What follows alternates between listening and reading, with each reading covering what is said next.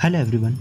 After a long time तो Deadpool and Wolverine में हमें एक नए टर्म के बारे में बताया गया विच इज़ एंकर बिंग, जो कि डेडपुल के यूनिवर्स में होता है वोल्वरिन।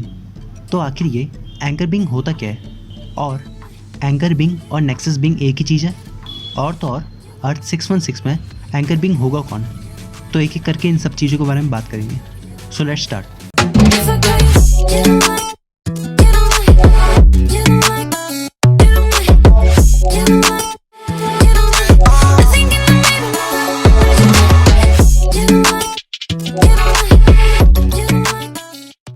तो सबसे पहले हम बात करते हैं कि एंकर बिंग है क्या।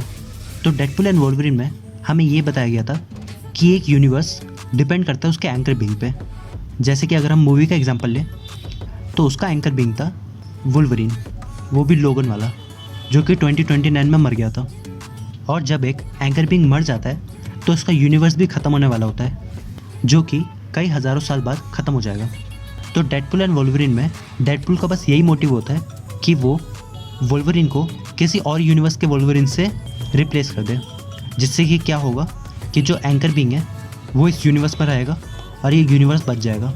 लेकिन क्या ये चीज़ ऐसी वर्क करती है? तो इसका आंसर ये है कि डेडपुल के केस में ये चीज़ पॉसिबल हो पाई।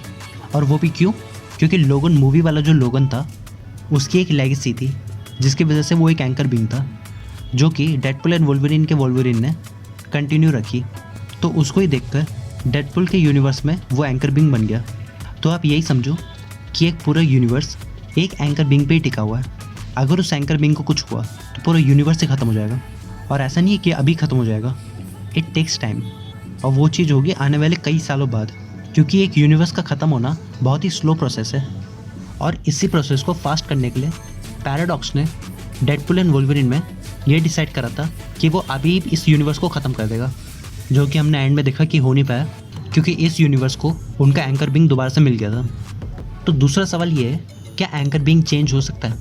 जिसका आंसर है नहीं, क्योंकि फॉर एग्जांपल अगर वोल्वरिन था तो उसको रिप्लेस करने वाला ही वोल्वरिन ही था, ना कि कोई दूसरा कैरेक्टर। क्योंकि अगर एंकर बिंग को मल्टीपल कैरेक्टर्स में शिफ्ट करा जा सकता तो ये पूरा कॉन्सेप्ट ही मायने नहीं रखता। तो अगर किसी एंकर बिंग को रिप्लेस करना है तो उसको या तो उसी का कोई वेरिएंट कर सकता है, और वो भी तब जब वो उसकी लेगेसी को फॉलो करे। तो ये तो बात हुई एंकर बिंग की। तो अब हम बात करते हैं क्या नेक्सस बिंग और एंकर बिंग सेम ही चीज़ है। तो जैसे मैंने बताया कि एंकर बिंग हर यूनिवर्स में एक होता ही है। जैसे कि मल्टीपल यूनिवर्स है तो मल्टीपल एंकर बिंग्स होंगे, हर यूनिवर्स का कोई एक एंकर बिंग होगा ही होगा।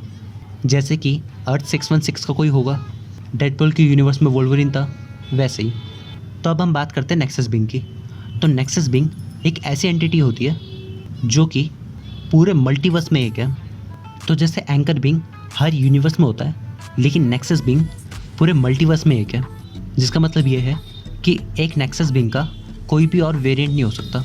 और अगर मैं एक नेक्सस बिंग का एग्जांपल दूँ तो वो है अमेरिका चेवेस, क्योंकि ये चीज़ Doctor Strange Multiverse of Madness में भी ये कहा गया था कि अमेरिका चेवेस एक लौती ऐसी बीइंग है जो मल्टीवर्स में ट्रैवल कर सकती है, और तभी वांडा भी उसके पीछे पड़ी हुई थी।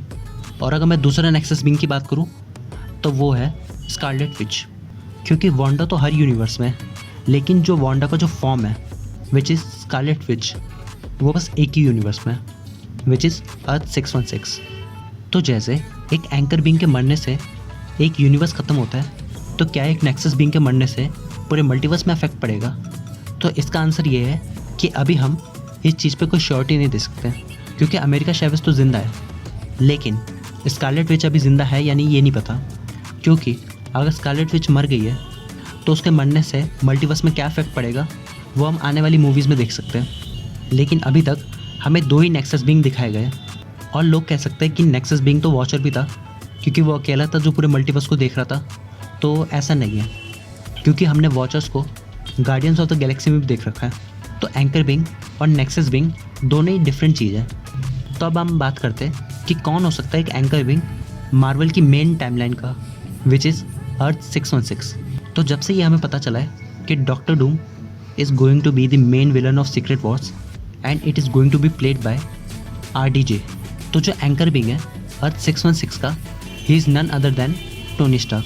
तो जो RDJ का डॉक्टर डूम है वो कैसे अर्थ 616 के लिए मुसीबत बनेगा, वो कैसे मेन टाइमलाइन अर्थ 616 में आएगा, and how is going to be the main villain. इसके बारे में हम दूसरी वीडियो में बात करेंगे, which is going to be crazy. So yeah that's all for today. Thanks for watching guys.